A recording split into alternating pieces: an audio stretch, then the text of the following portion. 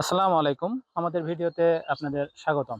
আজ আমরা আপনাদেরকে বগুড়ার শেরপুরের রানীরহাটের সিরাজনগর এলাকায় এসেছি। এখানে আমাদের আব্বাস আলী ভাই একটি ইয়ারটর নিয়ে এসেছেন, সার্জ ইয়ারটর। আপনারা ইয়ারটরটি দেখতে পাচ্ছেন।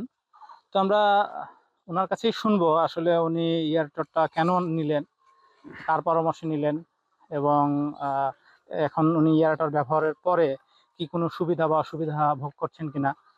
তো আমরা দেখে নিচ্ছি। আসসালামু আলাইকুম ভাই, কেমন আছেন? আলহামদুলিল্লাহ ভালো আছেন। জি। তো ভাই, আপনার এখানে তো আমরা আসলাম, আসলে আপনার পুকুরে ইয়ারটর তো আপনি নিয়েছেন খুব বেশি দিন না, আপনি তো মাসখানেক আগে বোধহয় নিয়েছেন।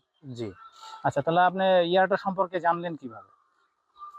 আমি মাছ ছাড়ি মার্চের 2025-এর শেষ দিকে। আচ্ছা আমার এখানে মাছ আছে হচ্ছে ট্যাংরা এবং বাংলা 150 পিস। 40 শতক পানিতে মাছ আছে ট্যাংরা 1,10,000। আচ্ছা তো মাছটা ছাড়ার কয়েকদিন পরে মাগরিবের পরে মাছটা ভেসে উঠতো। আচ্ছা তো আমি অক্সিজেন স্যালাইন ডাক্তারের পরামর্শে ব্যবহার করি এবং আমার এই সাবমার্সিভ মোটরটাও ব্যবহার করি।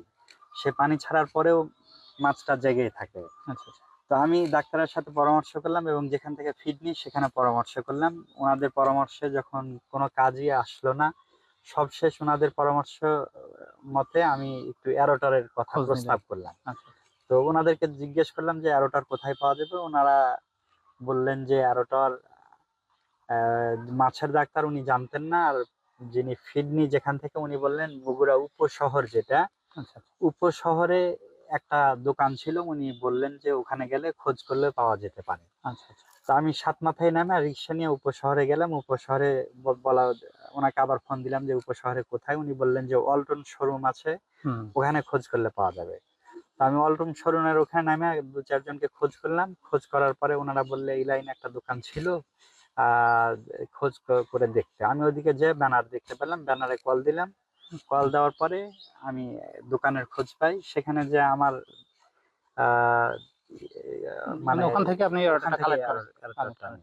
আপনার এর আগে তো ইয়ারটর ব্যবহারের কোনো অভিজ্ঞতা ছিল না। জি না, আমার এর আগের এয়ারটার তো ব্যবহারের কোনো আপনি অভিজ্ঞতা ছিল ইয়ারটর না। তো দিচ্ছেন, তো এখন আপনি ইয়ারটর কেন দিলেন? আপনার কারো কি পরামর্শ ছিল যে ইয়ারটর ব্যবহার করতে হবে বা? না, আমার নিজেই যখন দেখলাম মাছের ঘনত্ব বেশি, মাছ জাগতেছে, তখন আমার আশেপাশে দুই একটা পুকুরে এরোটার আছে।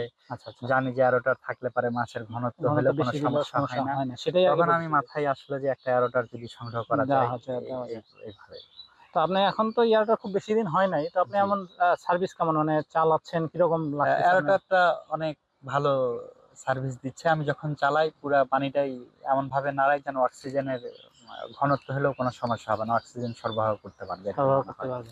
যাই হোক, এখন তো খুব বেশি দিন হয় নাই, তো জি, আশা করি আপনাদের সাথে আমাদের আবার কথা হবে। আর আপনি চালান এখন। মাছটা আপনার কত সাইজ, কতটুকু হয়েছে আপনার ট্যাংরা?